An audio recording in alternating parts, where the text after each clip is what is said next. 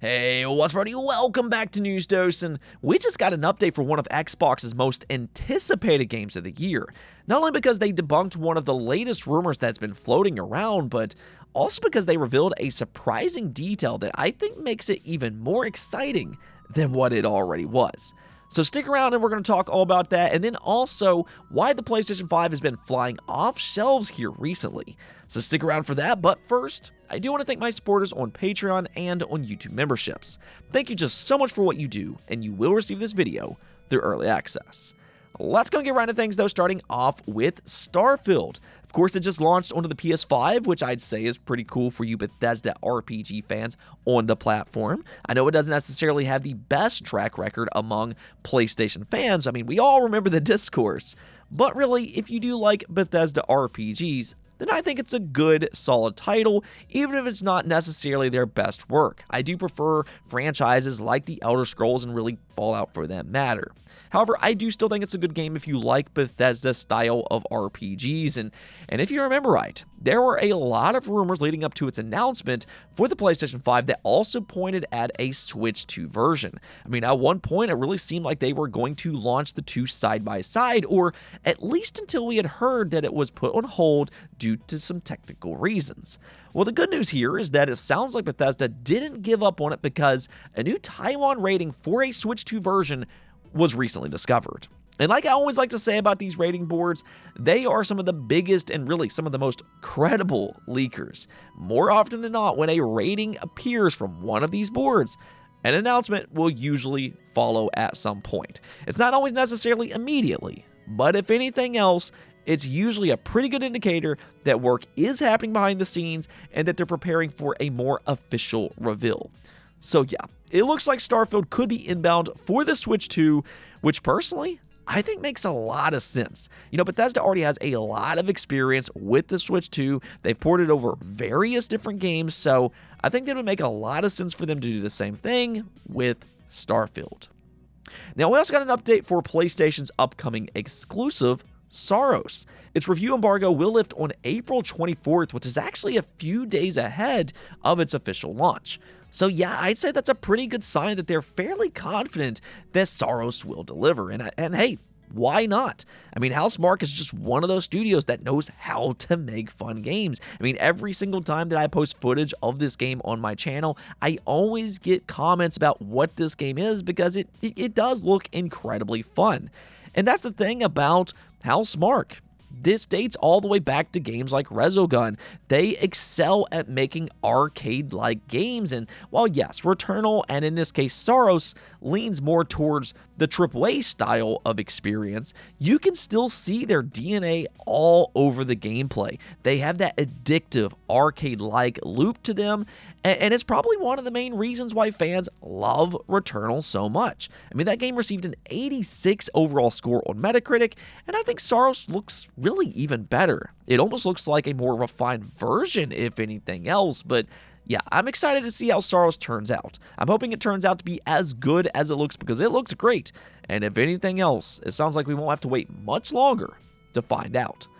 Oh, and speaking of PlayStation, Insomniac reconfirmed that Wolverine news will come this spring, which in itself isn't necessarily new information. We already kind of knew that, but it is still good news in an era when release dates are constantly being pushed back. I mean, it was only a few short days ago when 007 First Light got pushed back for the Switch 2. So I'm all for Insomniac reassuring fans that the plan has not changed. We will see Wolverine this spring. And I have to say, they also seem fairly confident about it, which I'd say is for a good reason. From what I've seen of Wolverine so far, it almost looks like a more visceral, reskinned version of Spider-Man, or at least when it comes to its combat. And I don't say that is a bad thing because Spider-Man is incredibly fun. However, for me, I just hope that they do better when it comes to its story because admittedly, I am less confident in Wolverine after playing Spider-Man 2. I just don't like how they handled the characters in that specific title, and personally, I'm not convinced that I will enjoy how they handle Wolverine either. But hey, I guess we'll see. If anything though, I do expect the gameplay to be fun because Insomniac has a fairly spotless track record when it comes to fun overall experiences. All right, now let's go and talk about this big Xbox game update, because there's actually a story that leads into this, and that is a potential delay for this year's Fable. Now, this all started a few days ago when rumors broke out that Fable may get delayed into late 2026 and maybe even potentially into 2027. And the reason for that is because basically if it gets even a small delay, well, then Microsoft might be a little bit apprehensive of releasing it this holiday, not only because they have Call of Duty to release, which is a behemoth in its own right, but also as of right now, Grand Theft Auto 6 is planned for November 19th. Now, I still think that there's a fairly good chance that GTA 6 will get another delay. We'll see, but for right now, we all kind of know by this point that every publisher seems to be afraid of launching their game anywhere near Grand Theft Auto 6. So without a doubt, game publishers are steering clear of November. So if Fable were to get delayed, then 2027 would kind of make sense. But here's the thing. Playground clearly heard the rumors because they responded with a very direct message to fans. They simply reiterated that Fable will launch this autumn. So as of right now, that is the plan, and nothing has changed. So if you've heard those rumors, no worries, because for now, there's no delay to speak of. Now, if that changes, of course, I'll keep you updated, but that wasn't the only update for Fable.